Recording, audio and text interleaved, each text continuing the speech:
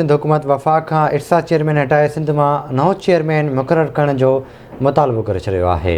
तव्हांखे अपडेट कंदा हलूं। अहम ख़बर आहे, इरसा चेयरमैन आबी मुआहदे तहत सिंध के हिस्से जो पानी ॾियण में नाकाम रहियो आहे। तव्हांखे अपडेट कंदा हलूं। ज़राअत वारे सलाहकार मंजूर वसाण जो चवणु आहे त सखर बैराज में सिर्फ़ 80,000 क्यूसिक पानी बचियो आहे। पानी न मिलण करे सारियालो फसल सुकी रहियो आहे।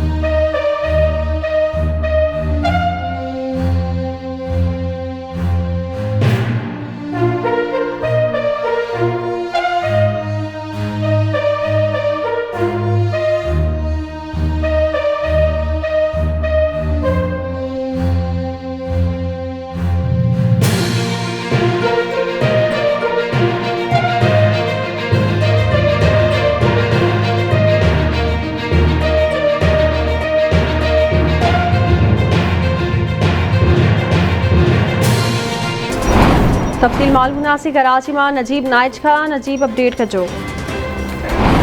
जी बिल्कुल, सिंध हुकूमत इरसा चेयरमैन खे जेको आहे हटाइण जो फ़ैसिलो करे छॾियो आहे ऐं उन चयो आहे त नओं चेयरमैन मुक़ररु कयो वञे। उन जो चवणु आहे त इरसा चेयरमैन आबी मुआहदे तहत सिंध खे हिसे जो पाणी ॾियण में मुकमल तौरु नाकाम वियो आहे, इन जे करे फौरी तौरु उनखे हटायो वञे। ऐं ॿियो जेको कानून इरसा में मुक़ररु थियल आहे त 65 सालनि खां वधीक उमिरि वारो शख़्स नथो चेयरमैन थी सघे, उन कानून जी बि भञकड़ी थी रही आहे। ऐं हींअर जेको मौजूदा चेयरमैन आहे उनजी उमिरि 74 सालनि जे लॻभॻि आहे। उन्हनि चयो आहे त सिंध में पाणी जी तमामु घणी खोट पैदा थी वई आहे, पर ख़त लिखण बावजूदि उनखां अलावा केतिरा ई एहतिजाज ऐं वफ़ाक़ी सरकार खे जेको आहे दरख़्वास्तूं ॾियण बावजूदि जेको आहे इरसा इन मामले खे हल करण में मुकमल तौरु नाकाम वई आहे, इन जे करे फौरी तौरु इरसा चेयरमैन खे हटाए नओं चेयरमैन मुक़ररु कयो वञे। ठीकु आहे नजीब, वॾी महिरबानी अवां जी तफ़सील खां आगाह करण लाइ।